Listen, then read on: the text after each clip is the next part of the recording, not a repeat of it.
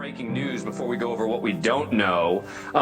Anything significant in the fact that they're identifying the type of knife here?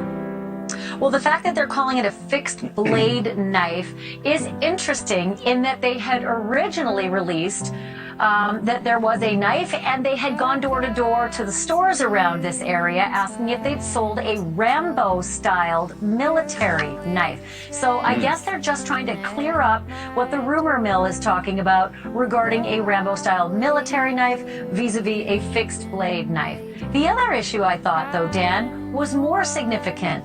This had just broken today about the police being aware of reports that there had been a stalker that had been apparently menacing Kaylee Goncalves. That interesting information that they released is that they haven't been able to chase that down. But notice the next line on that release.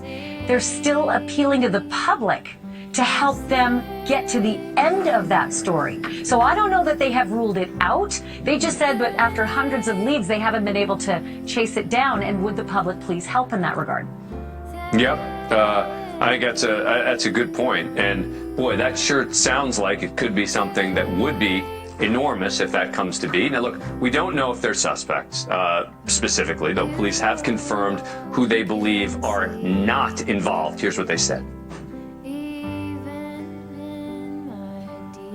We do not believe the following individuals are involved in this crime. The two surviving roommates, a male seen at the grub truck food vendor downtown, specifically wearing a white hoodie, a private party who provided rides home to Kaylee and Madison in the early morning hour of November 13th. You know, Ashley, I think one of the most interesting, important, potentially questions is about this phone call that's made, right? We're talking about people where there's blood all over the place, apparently, a very bloody scene, and no one calls 911 until close to noon. What is astounding is if there are 4 kids stabbed to death multiple times in the upper chest area, each of them, there has to be a lot of blood.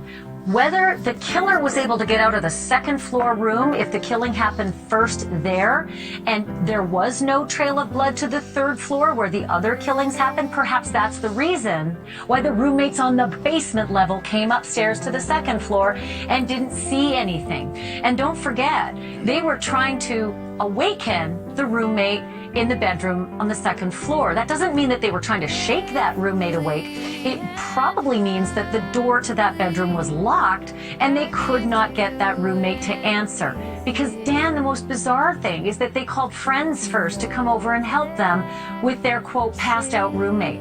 And then ultimately, when the friends couldn't get any traction, that's when they ended up calling 911, but saying it's an unconscious person, not a bloody stabbed, massacre. Right, but it's clear, is it not, from the descriptions that the scene was very bloody, correct?